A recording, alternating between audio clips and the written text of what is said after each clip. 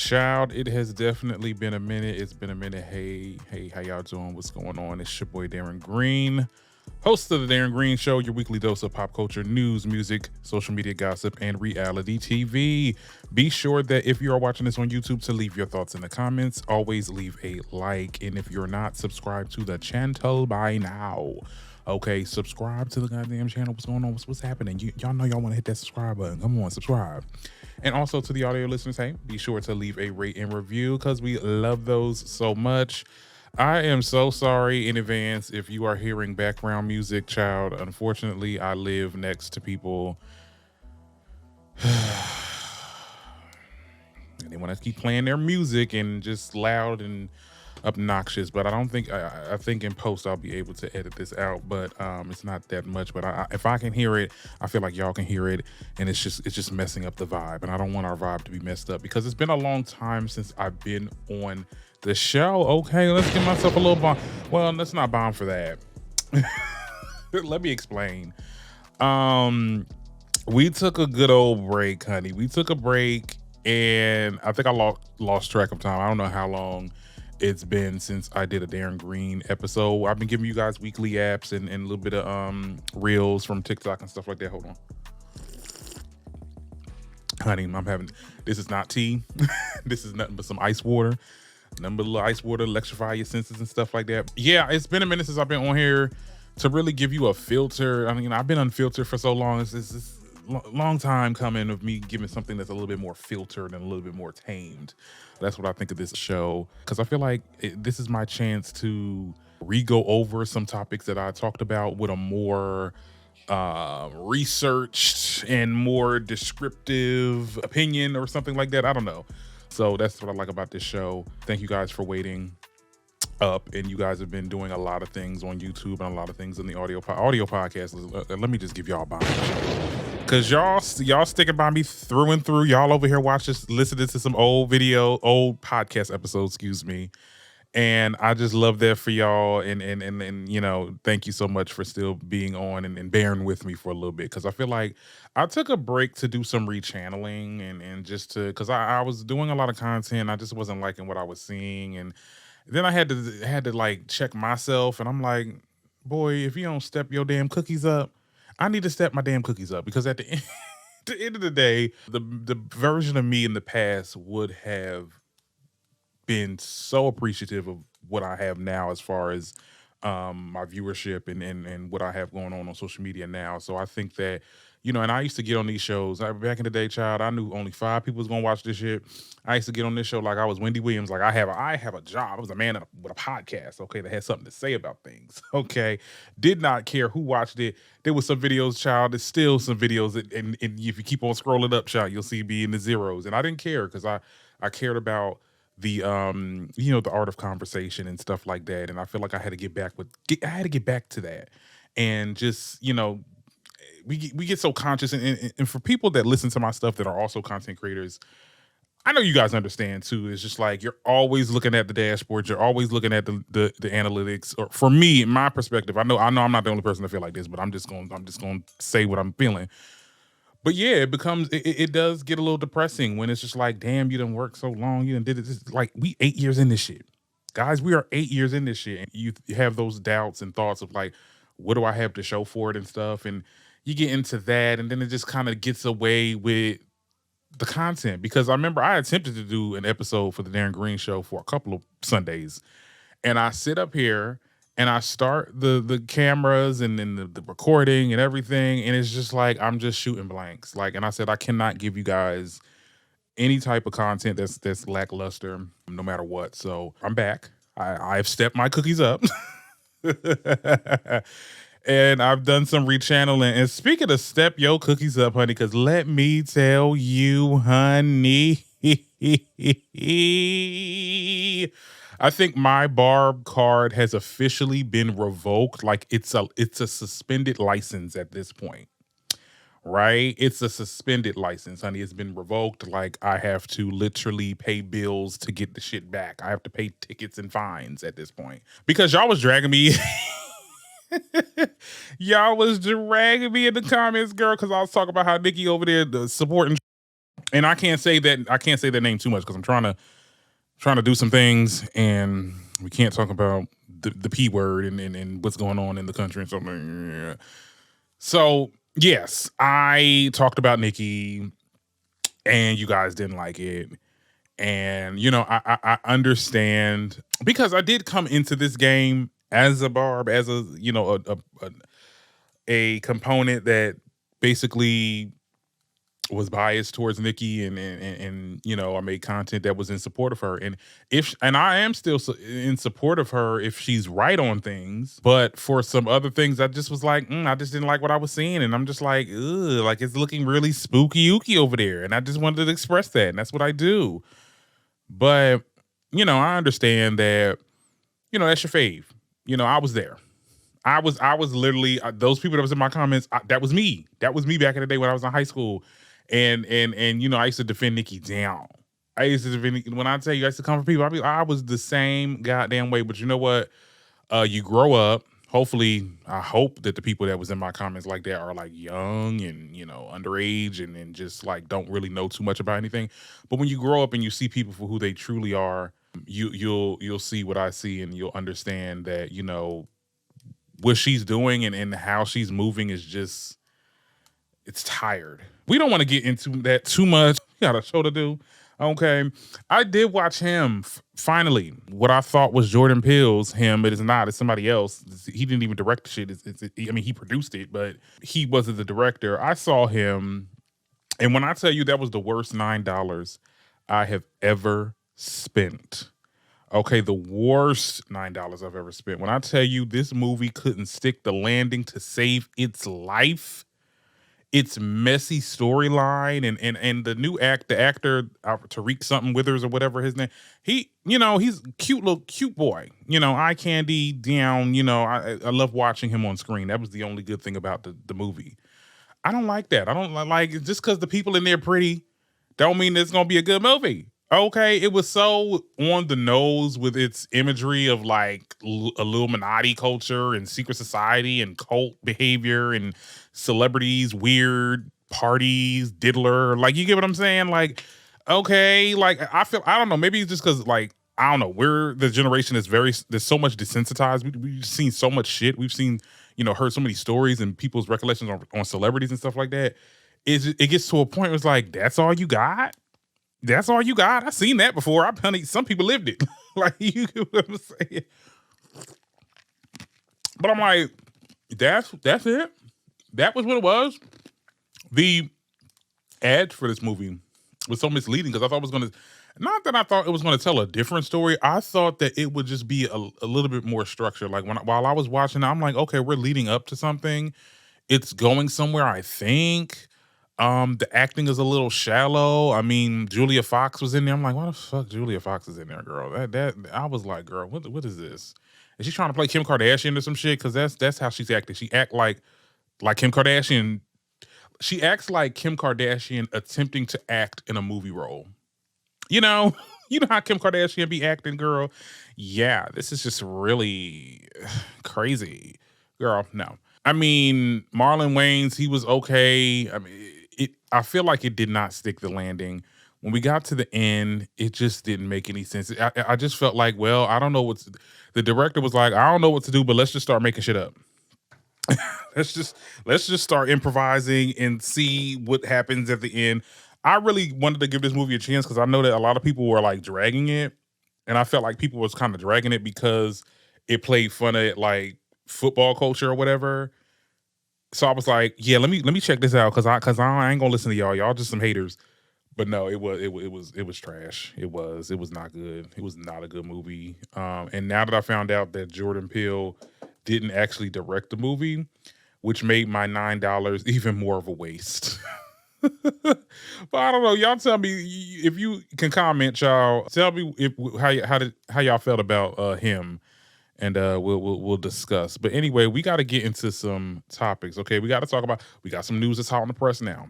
Lil Uzi Vert and Rock Nation is getting sued. We'll get into that briefly. I'm going to talk about the whole Sydney Sweeney situation. We also have to talk about Raven Simone and how she put her foot in her mouth with that whole Bill Cosby fiasco.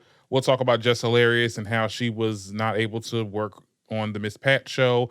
All that and more coming up on the Darren Green show. Okay. Now we're going to get into our first topic. Okay. We got to talk about Lil Uzi and Rock Nation being sued. Rock Nation, you are paid mole. Okay. I'm going to read this excerpt. This is from the Neighborhood Talk. Shout out to them. And I'm going to give you guys my thoughts. So this is definitely hot on the press. I just saw this topic and I said, we are definitely mentioning this in the show.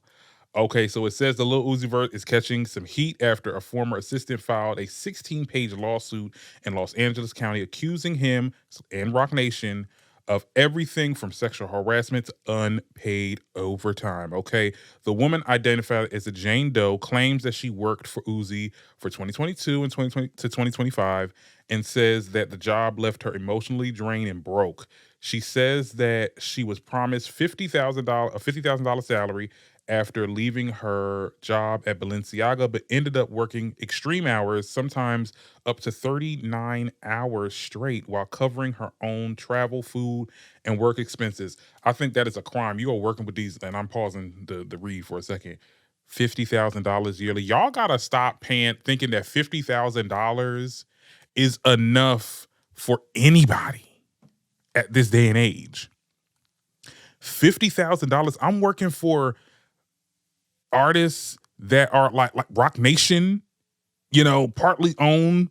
I mean, Desiree and Jay-Z partly, like, they own that shit. Like, these are, and you paying me $50,000 yearly?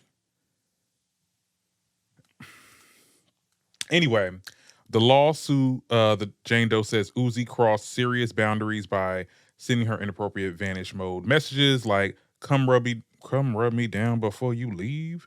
Let me see that booty. And I'm by myself right now. Send me something. She also says that he asked her to stay in his hotel, telling her, I want to sleep. I don't like sleeping by myself. I won't touch you. When she refused, she claims that he got angry and verbally abusive. I believe that Uzi be getting verbally abusive with goddamn JT, or that time he tried it with Young Miami. Now, anyway, the Jane Doe also accuses Uzi of making racial charged comments, allegedly saying no black rapper would be able to tell a white girl being soft. Well, today I am. She claims the harassment got worse when she was high on Xanax and oxycodone, and that he often sent her aggressive texts while under the influence. By 2024, the Jane Doe says that she started therapy after suffering from burnout and emotional distress. Around the same time, she claims Uzi's girlfriend, JT, fired her own assistant, and the Jane Doe worked for her too without any additional pay. So she worked for JT without pay. After years of what she calls harassment, overwork, and unpaid labor, Doe says that she finally quit in April 2025, calling it a breaking point. The lawsuit accuses the Rock Nation executives of ignoring her repeated complaints and failing to take action. Why was this girl even working with Uzi right now? Uzi is not an active artist. Uzi is not even an active artist. Like, he's not doing shit. You get what I'm saying? Like, he's like, I mean, I don't know. I mean, I'm not keeping up with Uzi like that. He's not really too much in the limelight. So I don't know if he is dropping new music or anything like that, but like, he's not even an active artist. What the fuck does he need an assistant for? Like, really? Like, what's going on? And for Rock Nation to sit there and allow this shit, it's not looking good for you guys over there. It is not looking good for you guys over there. And let me tell you something. I am very much as critical as one side as I am on the other side, okay? I definitely feel like the people that I talked about that come from, Jay-Z and the Carters and Rock Nation, they have their own little tiffs and situations. So I'm like, your stories is kind of unverifiable. But I will say that there is some type of uncertainty and some type of just weird racketeering ish type vibes going on over there in Rock Nation. You got all those damn artists, and none of them artists are really doing anything musically. I mean, are we a music label or are we a mob? I don't know. Because what the hell does he have? He has assistants for, and he's not even actively working. She's had that girl working for JT for free. And the girl, you've been doing this since 2022, and I'm not trying to victim blame, but you've been doing this from 2022, she said, to 25. That's crazy. That's crazy. I'd have been like, well, let me say something. Let me get my walking papers, honey. Let me get my walking papers. Look, I can always say I worked at Rock Nation, so it's not like, I got some experience on my belt or something. Like, yeah, from 2022 to 2025. I think she might have a case. She might have a case now, but Rock Nation is real. They're real scandalous here. They're real scandalous. They will find a way to get away with whatever shit they're doing over there. So hopefully the Jane Doe gets some good lawyers. And hopefully at this point, I don't know if she'll win, because Rock Nation and I wouldn't say Uzi, but really Rock Nation is a powerful entity. I would expect her to get like a settlement check. I'm just saying. That's what I'm thinking that can happen. She better hope for that, if anything. But yeah, that's what I see with this. I see this only being they're gonna settle. They're gonna settle. But if she wants to take it to court, if she wants to really go full force, and then I'm with you too.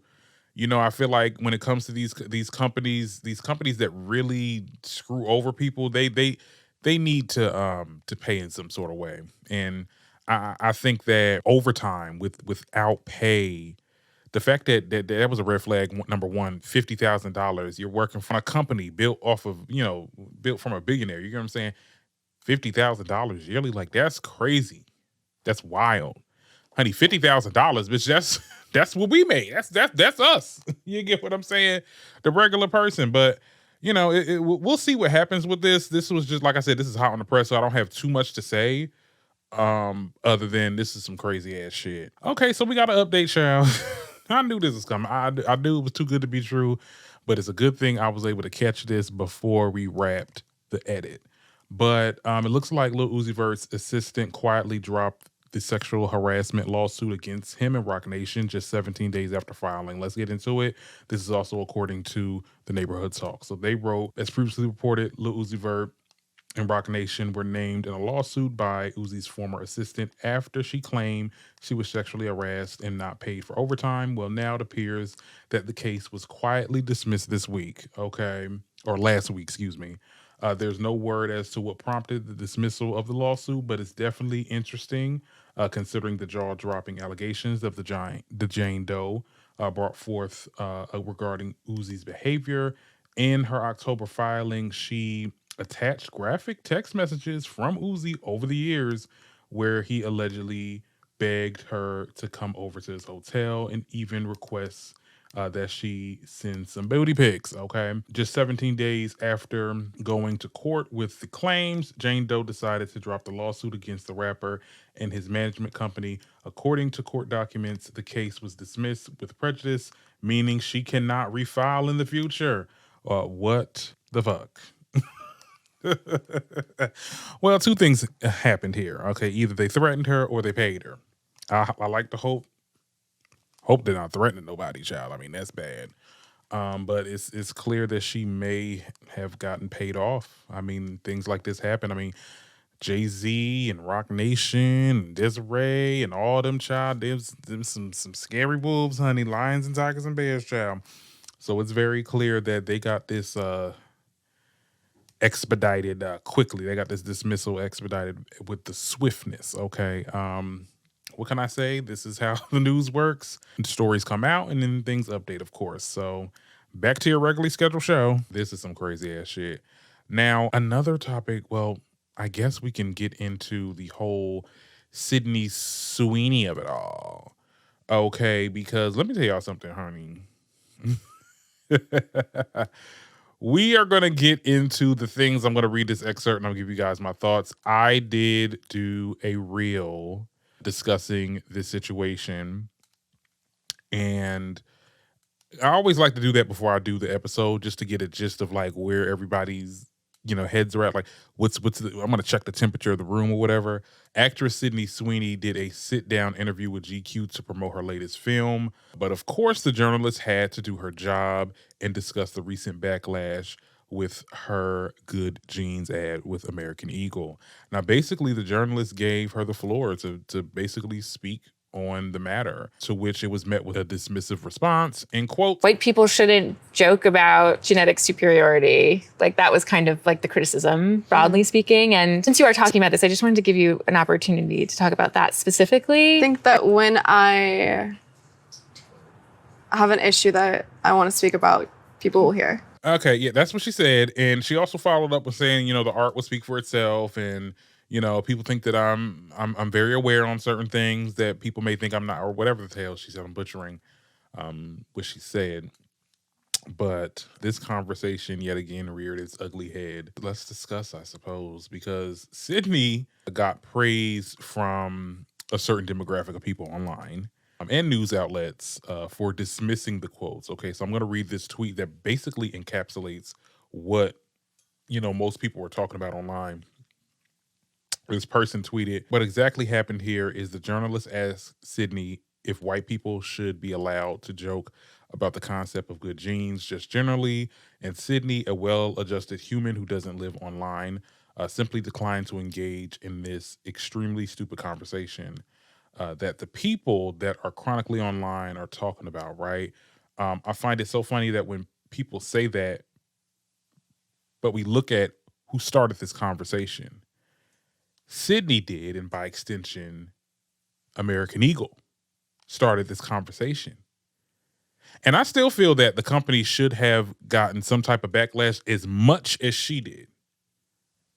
And let me just fix myself to say, that's not to say I don't think that Sydney shouldn't have got the backlash or anything like that. Because some people's like, oh, well, you gotta understand that she, because people are trying to tell me that, oh, she is like this. I'm like, I'm sure she is. I mean, her family is, we saw what the family looked like. We saw what they were wearing. We saw the colors. And my whole thing is, yeah, I'm pretty sure she probably feels those type of feelings. But at the end of the day, American Eagle was the one that started this conversation. And a lot of companies right now, because of this new shift in things in the country, keeping it real, so I don't get, these companies feel the need to be like, okay, well, I guess this is on brand. White supremacy is on brand. So yeah, I think that American Eagle should have got dragged just as much as she did. But they started the conversation. You did that billboard where you had Sydney Sweeney has good genes. You crossed out gene, Gene. You crossed it out with the clothing genes. Then you had her say that cringy ass monologue talking about eye color, hair color, all that other stuff. And that happened, and the public responded. We know what you were doing. Like, we know what you were doing, and you know what you were doing. Because if it was a regular ad, nobody would have said anything. It would have just been, okay, Sydney Sweeney's doing an ad for American Eagle. Okay, all right, moving on. But no, you didn't.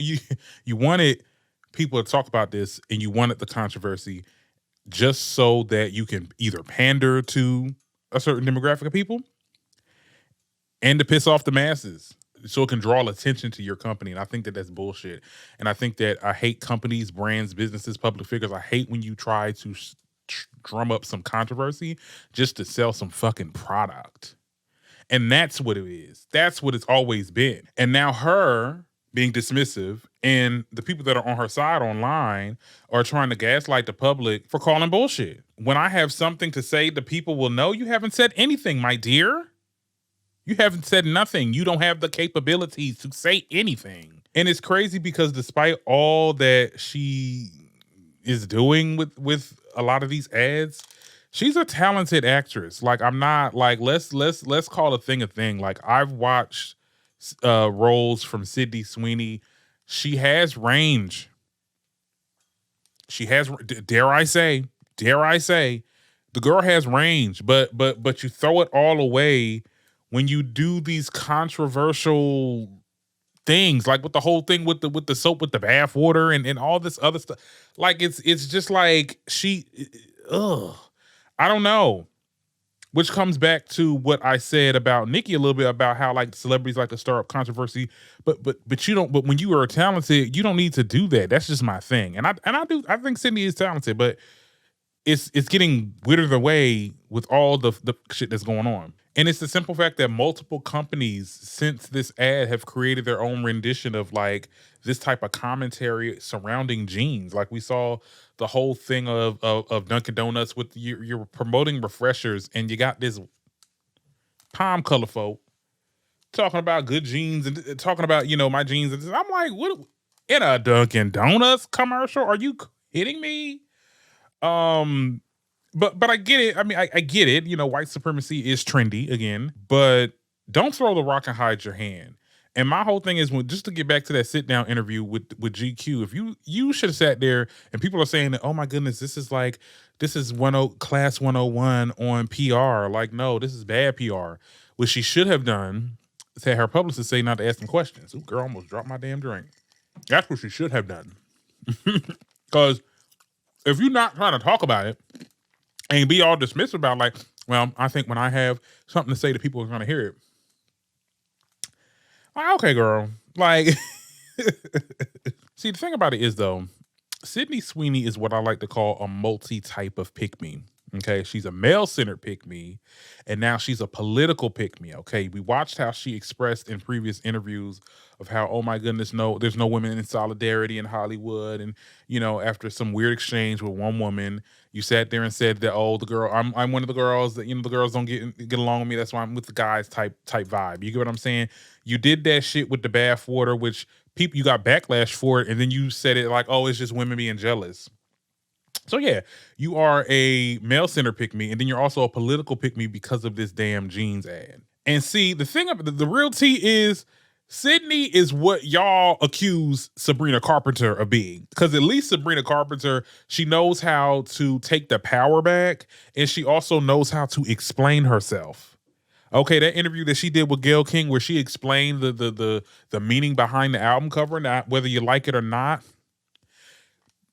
The girl is smart. She said what she said. But you know what? That's a whole nother conversation for another day. But Sydney, you I mean, you want to start the conversation, but not really trying to follow through when somebody asks you about it, like, giving you the floor.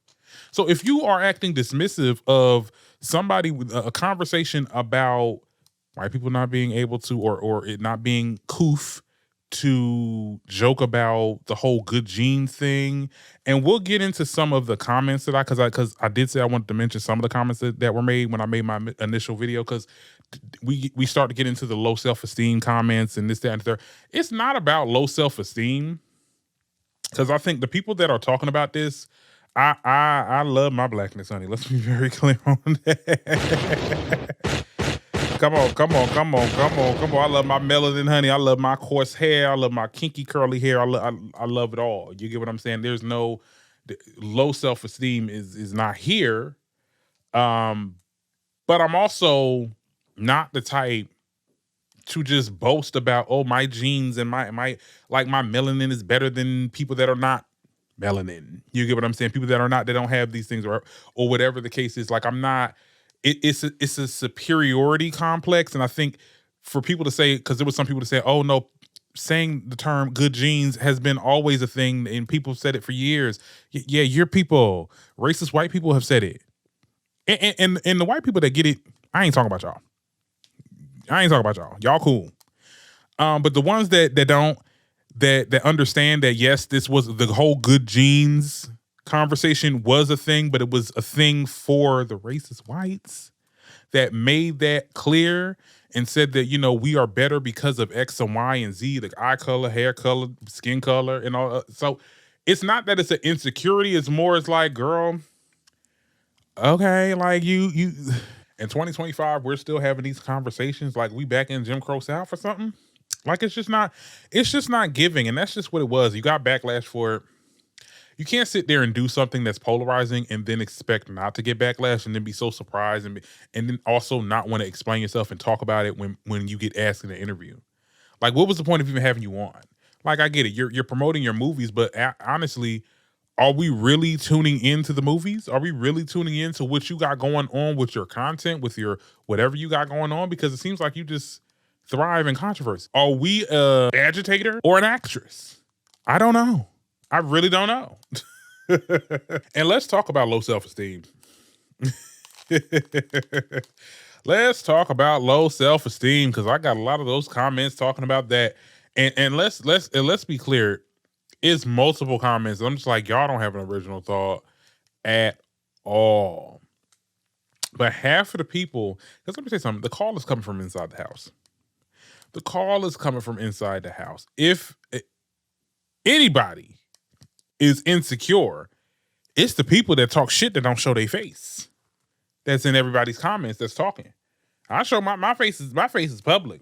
You know what I look like. You know what I do. You get what I'm saying? I ain't got it ain't nothing.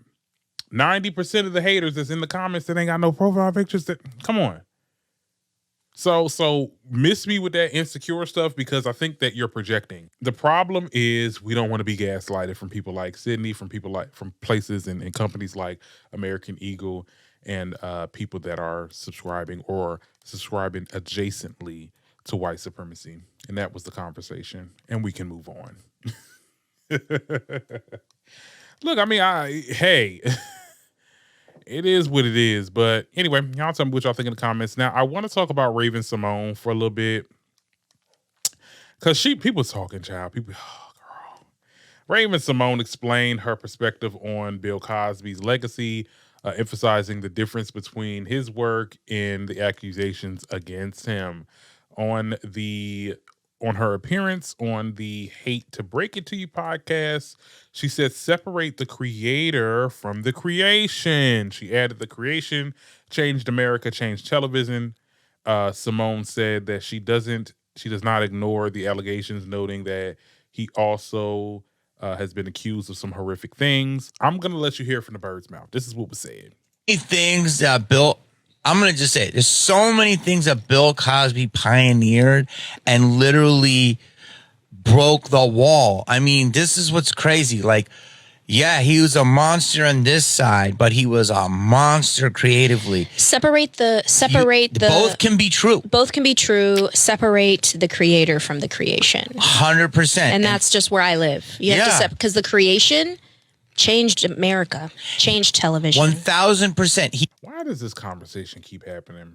You know, and it's not like none of his shows are like erased forever. Like, you can't look it up in the archives and stuff. Like, a lot of his content is still available. It's still here. The actors from those shows are still getting their residuals. That's what Raven Simone says. She still gets paid from that. The bastard is out of prison. Like, why does the media always have to reinforce the narrative that we have to separate the art from the artist? We're already doing that. We're currently doing that right now. I didn't stop watching A Different World. I still watch that show. I watched the Cosbys a little bit. I never really did like the Cosbys like that. Like, for me, it was a little bit too unrealistic. A Different World was a little bit more, I related to it a little bit more because I was a black kid going to college. You get what I'm saying? And learning, experiencing a different world, right? But his content is still available. People are still watching it. There are people that are writing all of him off, as far as, him and his work. And I think that that's like a choice that people can have. And I think that people can also have that same conversation of how he did revolutionize television.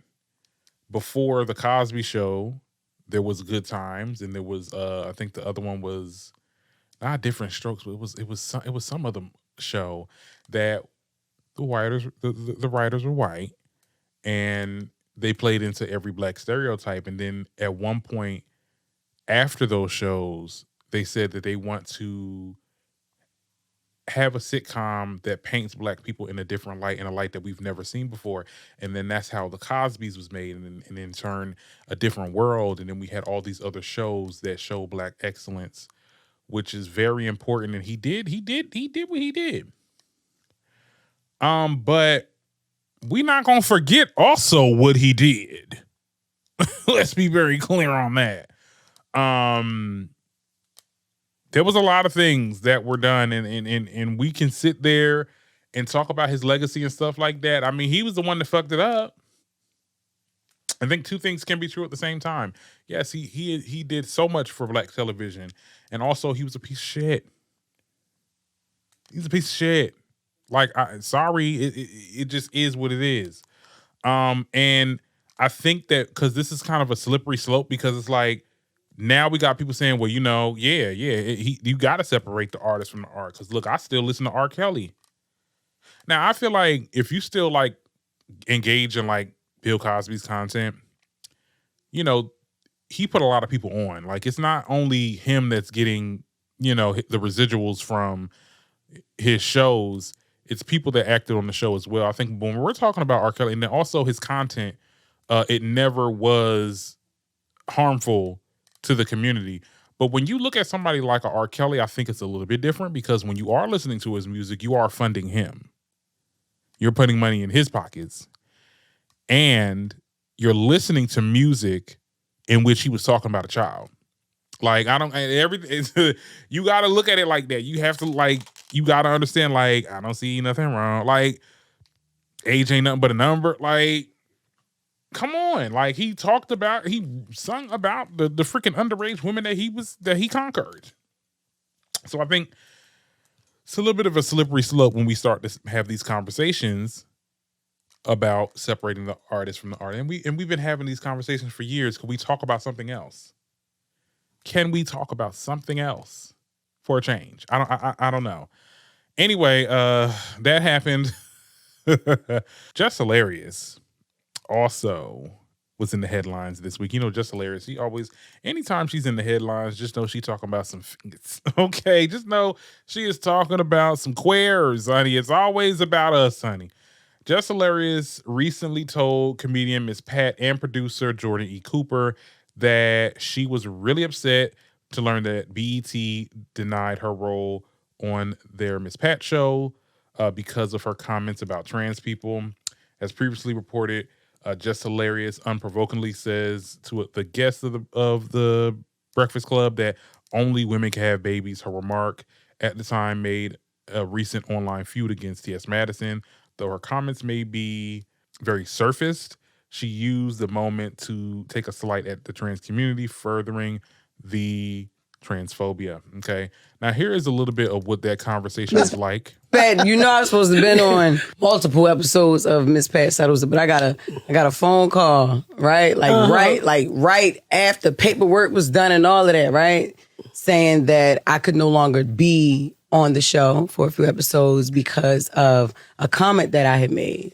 And the comment was literally verbatim, only women can have babies. I said that, and I asked, was that what got... I want you on my show. I went back and told them, I want you on my show. But then they said, BET said no. Yeah, I knew it wasn't you. Yeah. Because the person who even called me said that you fought for, like, you really was like, nah, I want her on the show. Yes. And you said that more than once. But they told me that was the reason why. And I'm like, oh, all right. Well, do she know that? Can she, you know what I'm saying? Like, did y'all talk to her, or did y'all tell her? What was her feedback? Like, y'all don't care that that's her show. She want me on there. And then it's just bogus for a statement like that I couldn't come and do. Miss Pat Settles, that I was really upset about that, yo. But you do understand why people were, why people were. So this other person, I believe, not this other person, honey. The producer goes in to talk about souls and shit. I didn't want to get into it too much, y'all. Here's my thing, Jess. You should be able to say exactly what you want. You should be able to say exactly what you want. Everybody, freedom of speech is what it is. Every time that you want to remind America on your radio show that T.S. Madison is a man, you have that right to say that. But that does not miraculously mean that you are free from criticism and free from opportunities being taken away from you. That's life, bruh. Like, I know look, my presence on social media and all this other stuff, things that I say on my show, I know it hindered me from collabing with certain people, getting certain opportunities, maybe some jobs. You get what I'm saying? And I understand that, and sometimes you got to eat that. Maybe some exec was pissed and they didn't like that you was talking about trans people, and they was like, well, we're going to have you off the show. Because the thing about it is, though, and I remember one time, I'm about to make this parallel, but I remember when Kevin Hart was going through his situation with, well, not his situation, it wasn't a situation, but it was his past tweets or whatever of him like saying homophobic things, and kind of like he did like a whole like documentary series on it on Netflix. Like all for him to apologize. You know, he got paid to apologize because obviously Netflix cut the check. But I remember one of his workers said, well, you got to understand that what you say can affect other people that work for you. So now that you said this, now everybody that works under you and everybody that's around you, if I stay associated with you, they're going to think that I have the same ideologies, and then they're going to cut and divest from me. So it's like a trickle down effect. So it's the simple fact that if they would have had you on that show, then that during that time in which you made those statements, then it's going to look like, oh, BET is in solidarity with transphobia. It becomes this big thing. You got to understand that whatever you say is important, and whatever you say, you have the right to say, but also things can happen. People may not want to work with you because it's a little bit too you're a little bit too divisive. You're a little bit too controversial right now. We don't need this right now. You know, companies are trying to preserve what little of integrity that they got, child. So I think that was the case here.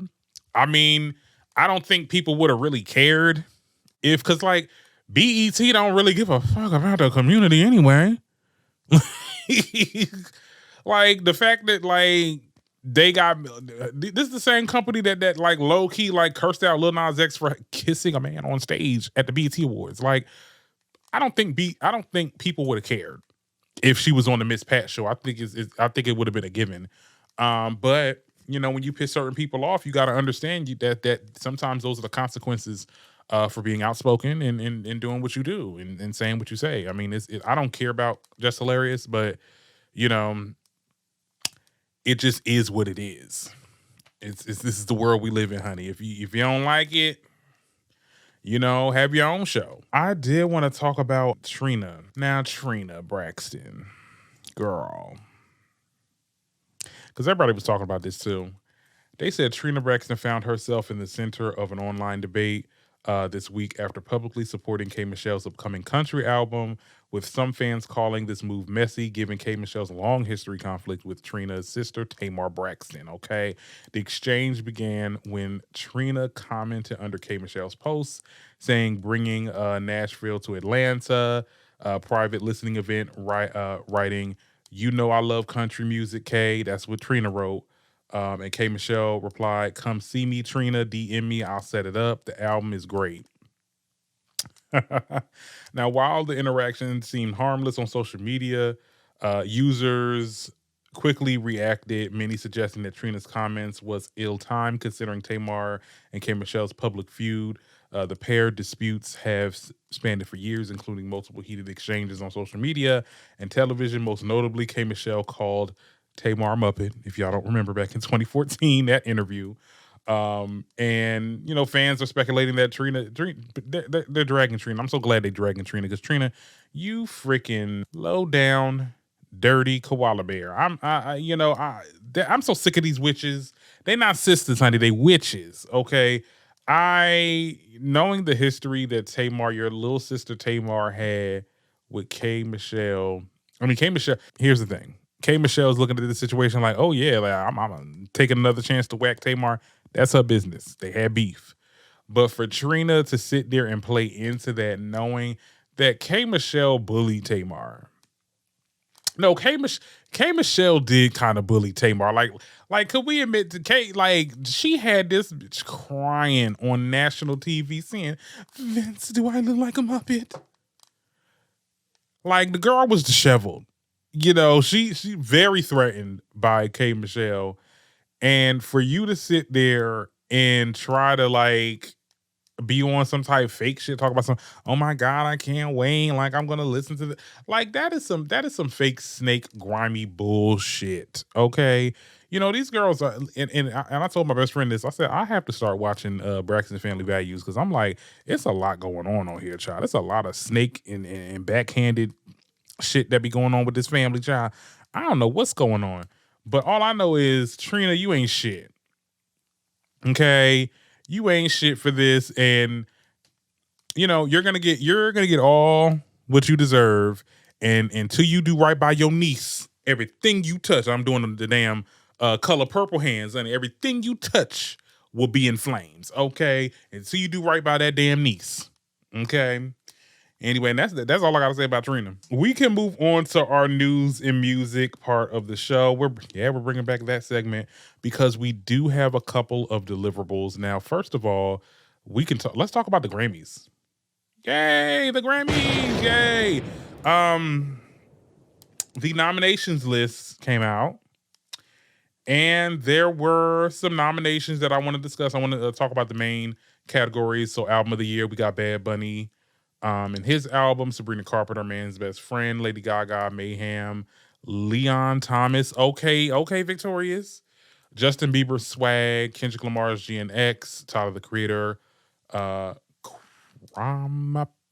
I don't know how to pronounce Tyler, the Creator's album, child. We got Clips and Pusha T and Malice with Let God Sort Him Out. I guess it's a joint album. I did not know Pusha T came out with an album. Did not know that. I think it's definitely between Kendrick and they might give it to Gaga. I don't know. Gaga never got album of the year. But see, I feel like Mayhem just was not a strong enough album. Like I really, and we did the reaction video on that. I didn't really like a lot of the songs on there. Sabrina Carpenter might win. I don't know. I mean, even Sabrina's Man's Best Friend. I mean, I love the album cover. I love her messaging and things. I don't know. I mean, it's really, being that this year was such a lackluster bunch of music that dropped, it's so hard to say who really is going to win. They might even just give it to Bad Bunny just because. Like, you get what I'm saying? Just be freaking cuz. Anyway, so the next one is Song of the Year. So there's Lady Gaga, Abracadabra, Dolce, Anxiety, APT, Rose with Bruno Mars. That's the that song. DTMF, Bad Bunny, Luther with SZA and Kendrick. We got Manchild with Sabrina, Wildflower, and then Golden. That's the Korean pop song that I guess the animation. I don't know what they are, but they you know who I think is gonna win Song of the Year. Abracadabra was that she kind of like Gaga reheated her nachos with that song, so I don't know. I think she might get it. If not her, I would say Luther with Kendrick Lamar and SZA because that was really a big song. Yeah. Record of the Year, we got Bad Bunny, Dolce, Lady Gaga, Chaperone, Sabrina Carpenter, Billie Eilish, Kendrick Lamar and SZA, and then we got Rose and Bruno Mars. Like I said, I mean, me personally, I would give it to Abracadabra again. Manchild was also a good song too. That was a good record. I don't know. Like I said, I don't know where it's gonna go because, like I said, the songs they were okay. We got Best New Artist, Olivia Dean. They need to give it to her because what she's doing is definitely like I love her brand of music. Like Olivia Dean, she okay. We got the Murrays, Somber, Alex Warren, Lola Young, Leon Thomas. Leon Thomas is a new singer. Is a new artist. He been around since Victorious Girl. Addison Rae. Now, Addison Rae definitely been around for a minute, too. And then we got Cat's Eye. Like I said, I don't know who they're going to give it to, but that's definitely the more important nominations list. So we do have, like, the Grammy nominees in total. So Kendrick leads the nominations with 9. Okay, shout out to Kendrick. Okay. And people like to sit there and count him out and say that, oh, no, this is all, like, fake and bots and all this other stuff. Like, no, people genuinely F with Kendrick Lamar. Like, I don't know where this conversation came from. Like, he's some type of plant. Like, what? Just because he beefed with Drake and basically won the beef and people can't wrap their heads around it because Drake is such a big artist and stuff, like, yeah, no, Kendrick is not a plant. Like, people actually mess with Kendrick. Like, he has a real fan base. Like, as much people don't like to understand it. Lady Gaga also got 7 nominations, which I'm like, okay, Gaga, she's standing the test of time. SZA has about 5. So does Dolce. Dolce has 5 nominations. That's crazy. That is so crazy. I love that for her. Speaking of female rappers, Cardi B also was nominated for Outside. Now, let me just say something about that. I was very surprised that she got nominated for Outside. Outside was such, for me, well, no, I can't even say that. Because I feel like I like Outside better than I liked Imaginary Players. Like, I'm not gonna lie. Like, Outside, it was her. Yeah. I can see how it got nominated. I just don't know. I mean, I don't know if it's gonna win, but okay, I guess I can see it. At first, I was like, I don't know about that. Like, that seems a little plantish. But look, hey, that's just me. You know, I gotta be a little bit of a hater. I think Glorilla also got a nomination as well. Glorilla's hers for best rap album, Glorious. Oh wow, that's crazy.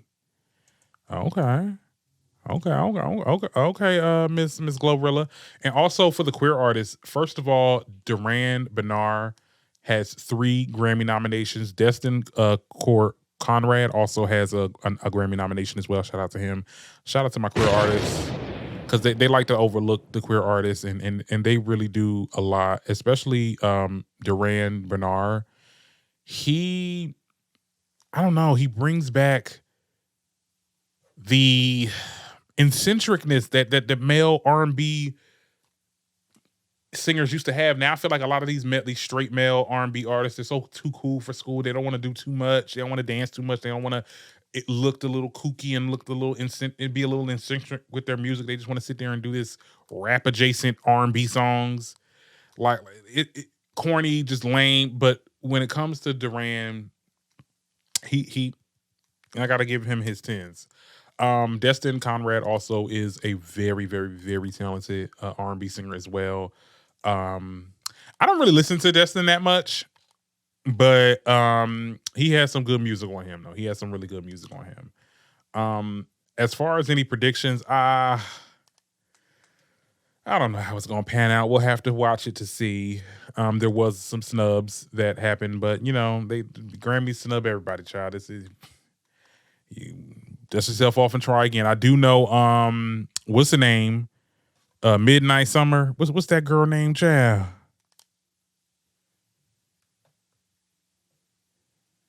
I forgot her name, but she the one did the Midnight Summer. Larson. She got nominated for the Midnight Sun, which she carried this summer. Like pop wise, she carried this summer. I do regret not doing a album reaction to her album, but I mean, hell, I ain't really listened to it yet. So if y'all want me to, let me know. But yeah, I mean, that's the Grammys, child. We also got the trailer for the Michael Jackson biopic. Let me just say this: I'm going to be watching. Lionsgate is doing this. This looks like. Let me tell you something. The media knows how to butcher a Michael Jackson biopic. Lifetime, we on your ass forever. It's up for y'all every time. But I think this biopic is going to rival that old back in the day Jackson 5's biopic. This is definitely going to be something. I see this doing really, really, really, really well. And I'm very intrigued to see how they're going to, you know, capture his life. And his nephew is the one that's playing Michael. And we already got some people talking about something. Oh, he don't look like Michael. He ain't gonna look all the way like Michael. Okay. But God damn it, he looks a little bit like him. Just a little bit. Like, y'all want to complain about every goddamn thing. He act like him, sound like him, sing like him. Okay. So calm down. Okay, pipe down. I think people need to just pipe down. Y'all want to talk about what's something that they ain't even come out yet. You ain't even see it yet. But anyway, I'm interested. I have high hopes that this is gonna do well.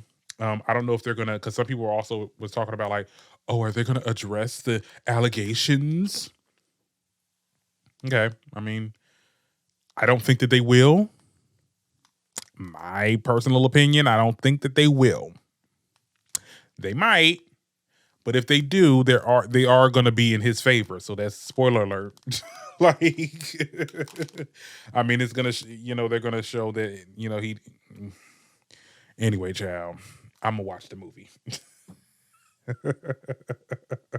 Speaking of K Michelle, because we recently talked about K Michelle with the whole Trina thing. She is set to sue. Well, she's trying to take legal action against this AI artist named Zanaya Monet because she sounds just like K Michelle. Now, here is what K Michelle had to say. I can send it. You know what? I don't need nobody to write me no songs right now. I got so much built up tension. AI people using my tones of my voice and all of that. Now I got to go find a lawyer. All type of stuff going on. Last thing I really need is somebody to write me a song. Because once I sit down, this is almost through. Once I sat down, oh my God, the amount of songs I'm going to write. Not just write for me. Write for your favorites and sell. The amount of records. I'm going to make 20 records a week. Okay? I'm gonna write. Okay, well, I guess she's gonna take legal action, honey girl. I mean, I think that this AI artist, she sounds like so many there were some instances like they said that she sounded like Beyonce, then some people said she sounded like Rihanna. But the songs that I can't play it because copyright claims. But it does kind of mimic K Michelle's high pitched voice a little bit. Like I can see it. I can see it a little bit. So if K Michelle wants to take legal action at first, because I was going to talk about the topic of the AI artist, and I was like, you know what? What's the big deal? I mean, like at the end of the day, this black woman is taking ownership of an AI generated artist that she's writing the lyrics, and then the AI system is singing it because she can't sing, as Gayle King said. Like, what's the big deal? I mean, like there's still a bunch of artists, but then I had to look at it. I had to bring myself into it sometimes. Sometimes you got to bring yourself into it. Like if there were like podcasters that literally typed up in a prompt, make podcasts about celebrity gossip, and then just boom, there's an AI podcaster that gets into the nitty gritty. Like I feel like I feel some type of way because I'm just like, well, damn, like you trying to replace this or something? Like what you like? You know, it takes real talent to get on here and have these conversations, just like it takes real talent to get on the mic and sing or rap or whatever the case is. So I understand if they want to take legal action against this AI artist. I hope K Michelle is being serious about it and not just, you know, talking out the side of her ass like she usually be doing, Jam. Is there anything else I want to talk about before we get into our Who Child? Because we only got one left. I mean, y'all heard about Kanye West making a public apology in regards to his anti-Jewish remarks. Here, girl, let's play that. Every day and just take accountability. I was dealing with some various issues, dealing with bipolar also. So it would take the ideas I had and have me take them to an extreme where I would forget about the protection of the people around me and myself. So I wanted to come and take accountability. Sometimes people aren't that knowledgeable about the bipolar and the cause or what causes it and the way you act when you have this disease. Yeah, that's what he said. And then when you look at this video, child, his mouth not even moving that much. Like this look like some AI shit. This look like some fucking AI shit. But he's being apologetic. Let me tell you something. Kanye West has been apologetic to the things that he said previously, and he will go back on Twitter and start going DEFCON again. You get what I'm saying? So I will believe it when I see it. Okay. And I do believe that, you know, he does have bipolar, so that comes with the territory and everything. As to the reason why he goes on these sporadic crazy rants. And now we're seeing other artists get into that as well, unfortunately. It gets to a point where we're just so desensitized now. It's just like, girl, you gonna have to show us that you ain't like this no more, child. We gotta stop these rants. We gotta stop all the things that you get into. Him making this public apology, I mean, I guess that's the first step. But, honey, you made your bed, now you gotta go ahead and lay in it, okay? Now, our Who Child is an unfortunate one too as well, because we got to talk about this mother and child that goes viral after calling out their teacher for using a gay slur at the poor student. Now, a mother went viral on TikTok after sharing a video of her son recounting how he was bullied at school by a classmate who called him gay. In the clip, the boy explains that he reported the incident to the teacher and she failed to intervene, instead allegedly agreeing with the student and saying that based on the way he walks, she thinks he's gay too. Now, her son later pushed the male student who made the comment, and as a result, he received a disciplinary write-up and has been placed in in-school suspension for his actions. I would like to know what type of school he goes to, but anyway, this is the video at hand.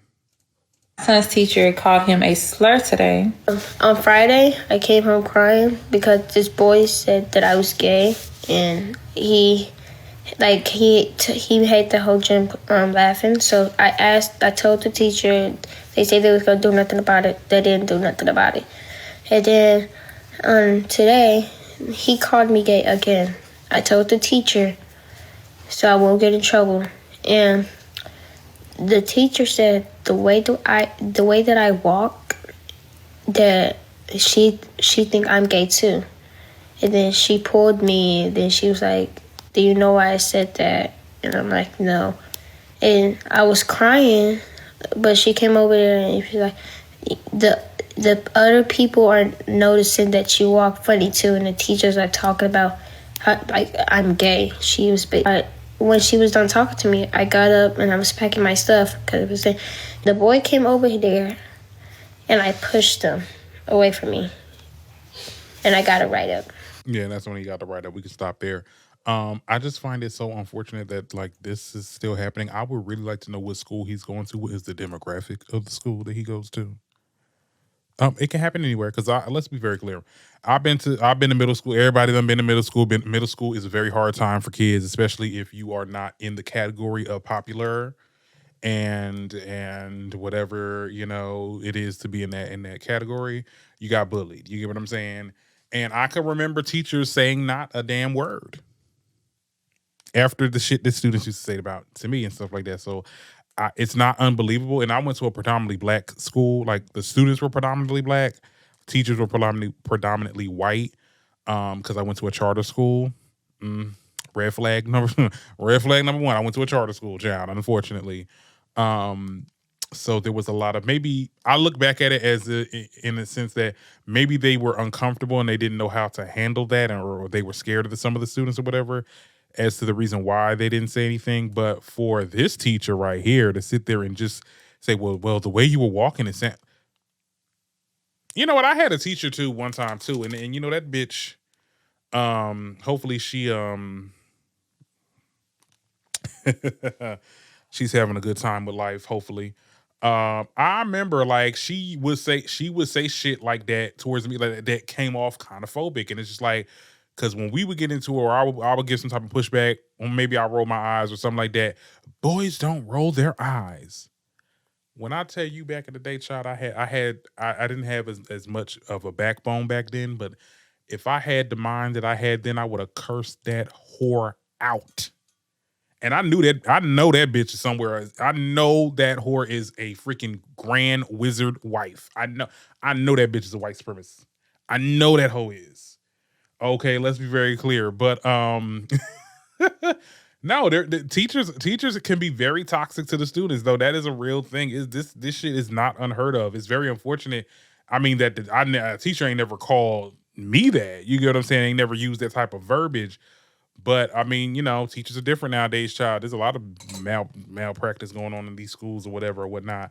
But anyway, that is it for today, guys. I hope you enjoyed the show. We really did talk for a good little hour and some change.